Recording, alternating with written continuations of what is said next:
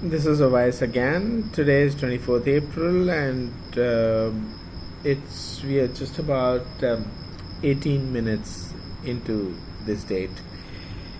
So, first, two couplets of Ghalib.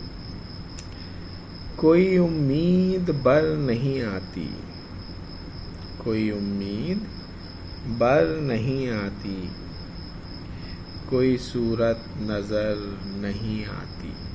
Umeed, hope. Bar, fulfillment. So, no hope seems to be getting fulfilled. So, very true of the life that we are living right now. कोई उम्मीद बर नहीं आती, कोई सूरत नजर नहीं आती, कोई सूरत नजर नहीं आती. Surat is, there's a play here. Surat, in a sense, solution, in a sense, option. Nothing seems to be happening.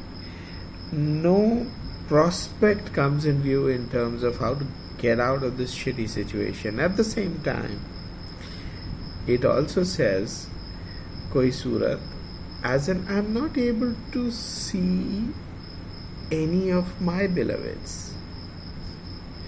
So, unki surat nazar nahi aati, not able to see their faces. So that's the play there. There are other meanings as well, but we can't go there. So, koi ummeed par nahi aati, koi surat nazar nahi aati, and the next couplet after that of the same ghazal is maut ka एक दिन मुअय्यन है. मौत का एक दिन मुअय्यन है. मौत is death, मुअय्यन is decided. So a day is decided for my death, right?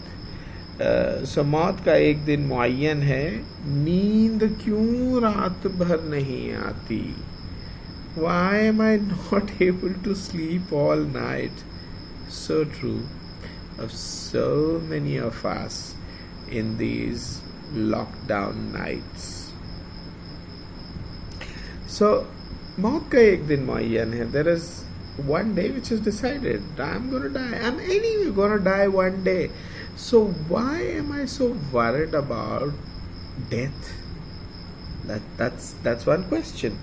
Why should I not be able to sleep for the fear of that? Because anyway someday is decided. Someday I anyway have to die.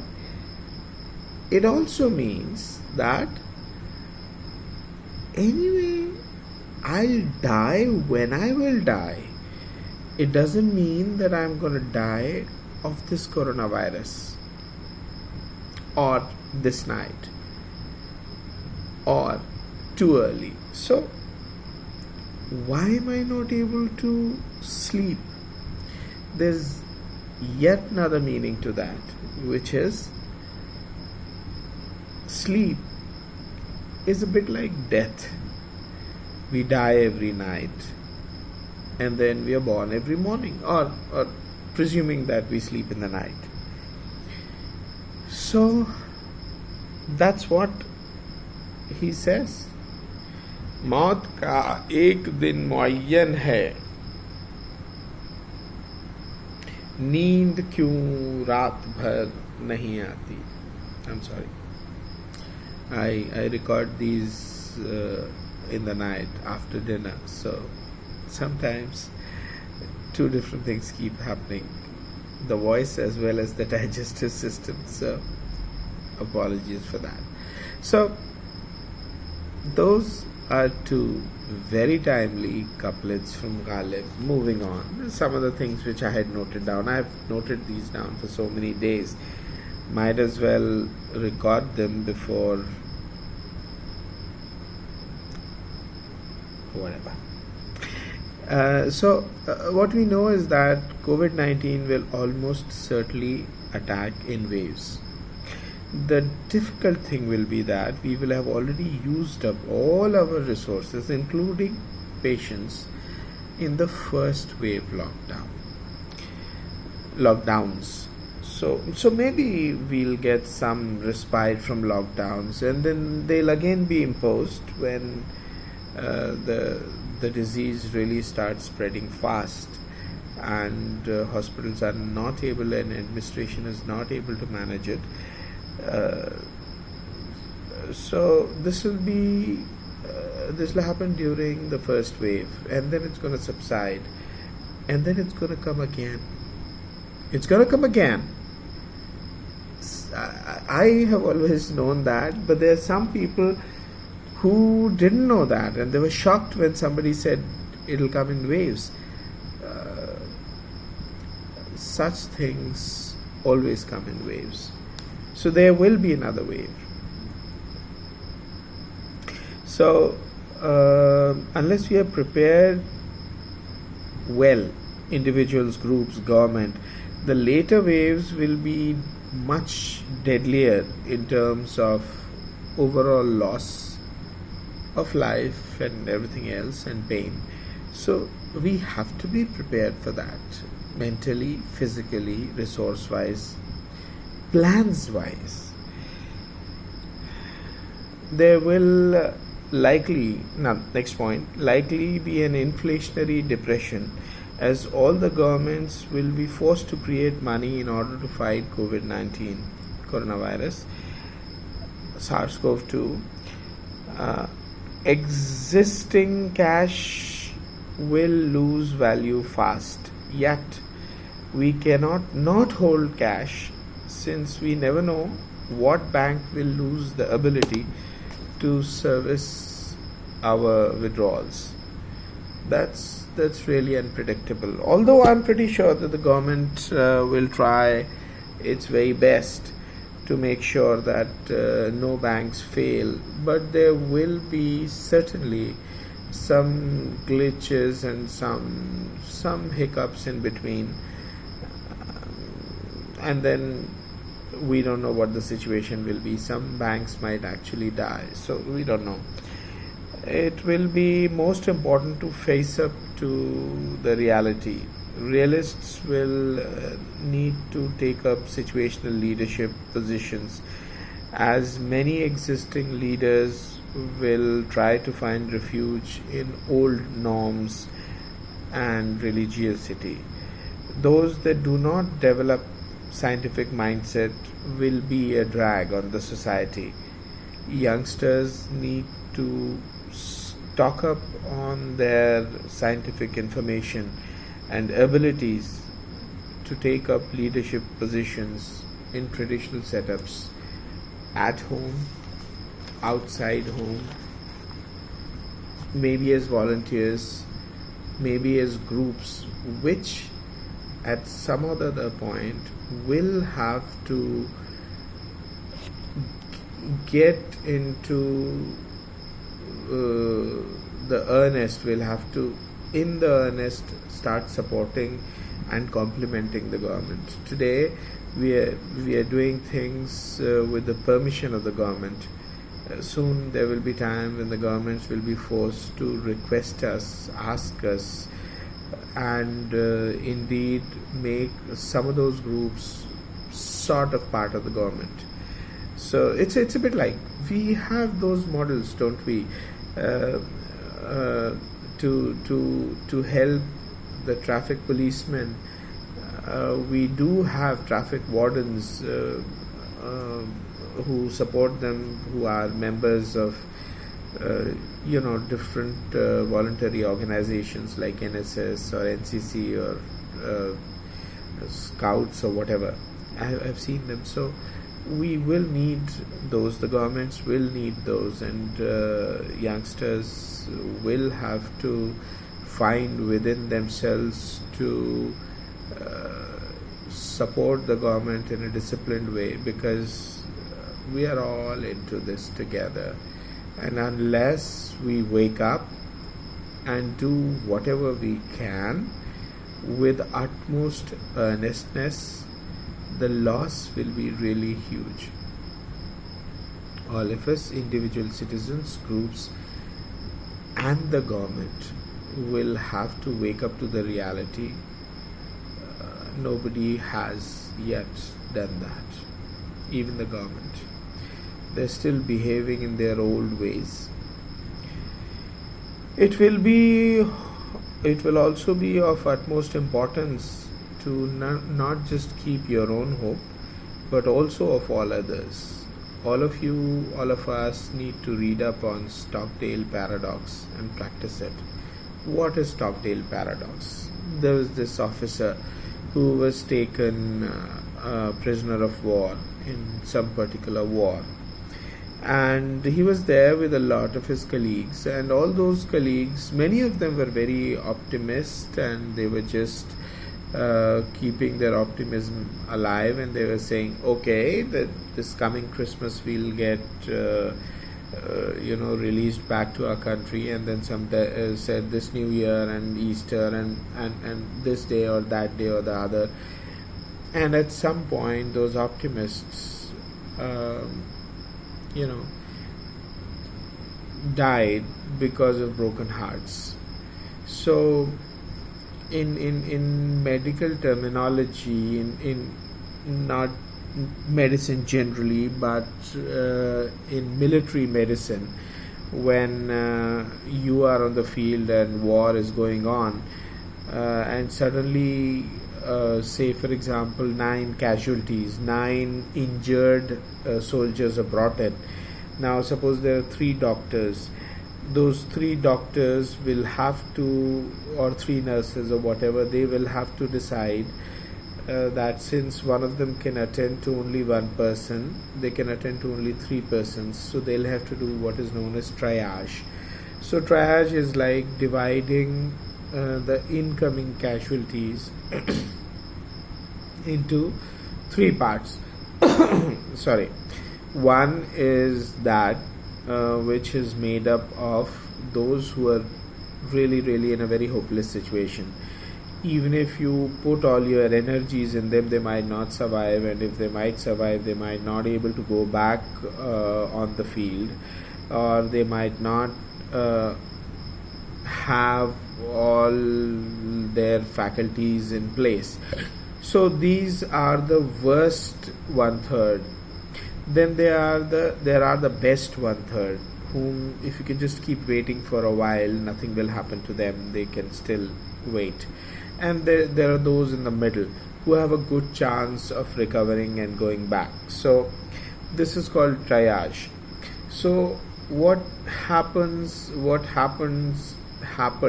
in the Stockdale situation was that there were those who were very optimistic, and they were hoping it'll happen now, and it'll happen now, and it'll happen now, and never happened, and they sort of couldn't wait any longer, and they died of heartbreak. There were those who were very pessimist, who were just like, oh, we are never gonna get out, we are never gonna be free, we are never gonna get home, and they died of hopelessness. And then there was this set in the middle. Stockdale was one of those people, and his understanding of the situation was very clear. He did not say that he is not facing a bloody difficult time. We are also in that situation. We are in a fucked up situation. We should not try and sugarcoat it and say that we are not in a fucked up situation. We are. We shouldn't say that this problem will disappear like on May 15th, or this problem will disappear on June 30th. We have absolutely no clue when it will disappear, and there's lot worse which is coming up. So we need to be prepared for that. We shouldn't hide. We shouldn't sort of not accept that, because that will happen. But at the same time, we should not lose hope. We cannot afford to lose hope. We must be able to see the light at the end of the tunnel. We must be able to see that no matter what happens, things are not going to be. See, we have the data, we have the numbers. It's not that humanity is going to get wiped out. Yes, it's going to be a big setback. I personally may not be alive at the end of this crisis, but then at some point I have to die. मौत का एक दिन मुअय्यन है. मैं रात की नींद क्यों खराब करूं? करता हूं मैं भी, बट मौत का एक दिन मुअय्यन है. नींद क्यों रात भर नहीं आती? Someday I have to die. I mean, I will not be here 100 years from now or 200 years, whatever random number you want to put. I'm pretty sure that we can always agree on some random number after which, some random date after which I will not be here. I will be dead by then. So that's okay. I may also die in a couple of weeks' time, or I may die in a couple of decades' time. Oh, be that as it may. What we know is that the human civilization will not die out as a result of SARS-CoV-2 infection. That we know. Also, we are also very likely to have a lot of the people we love who will ride out this problem. Our ideas will remain. For a lot of us, our genes will remain. Mine will not, because I have not passed them on. But my memes, I'm sure, will remain. Some of them. Everyone's memes and genes die out at some point in time. They become irrelevant at some point in time. So will mine. But my people, as in my humans, will continue. The human civilization will continue. And there's a good chance that I will also continue if I educate myself well enough about this virus and do my very best to make sure that if and when I get infected, I make it through without much pain, suffering, or loss. So, that's Stockdale paradox. Looking at the current situation realistically, seeing and accepting all the problems and all the difficulties, and yet not losing hope. Those are the people who are in the middle of the triage, and these are the people who are most likely to survive. Be there, pull everyone there in that Stockdale paradox situation. Mindset, whatever. It's I need to still cover some points, so let me go a little faster. We seem to be definitely in stage 3, at least in Indore and Bhopal. So I don't know, I don't see how this virus can really be stopped per se. So perhaps the eventual solution will only be herd immunity. We don't know. But I think all of us will have to, a majority of us will have to go through it. I don't think this virus is containable, eradicatable. We'll have to live with it. But there are at this time also other health concerns of other people. We have to worry about non-COVID patients and their deaths, mental health concerns, and all the other things which we have spoken of earlier, in terms of economy and hunger and so forth. So we need to count all of these in terms of the challenges that we are face to face with. One other big thing that's going to happen is that our civil liberties are going to take a big hit. I don't know how we will be able to safeguard them. The whole world as we knew it has gone topsy-turvy. Oil fell below zero, and in negative terms it came to as much as it costed in positive terms. So I really don't know where we are going. However, there is no cause for panic, there's no cause for fear, there is no sense in getting panicky or afraid, because then we will lose that central position in the triage. we will lose that Stockdale paradox situation. We have to situation ourselves in Stockdale paradox. So don't be afraid, don't panic. We have to stop seeing with all kinds of Hindu, Muslim linguistic class and even national jingoistic specs on, because the virus doesn't see us with those.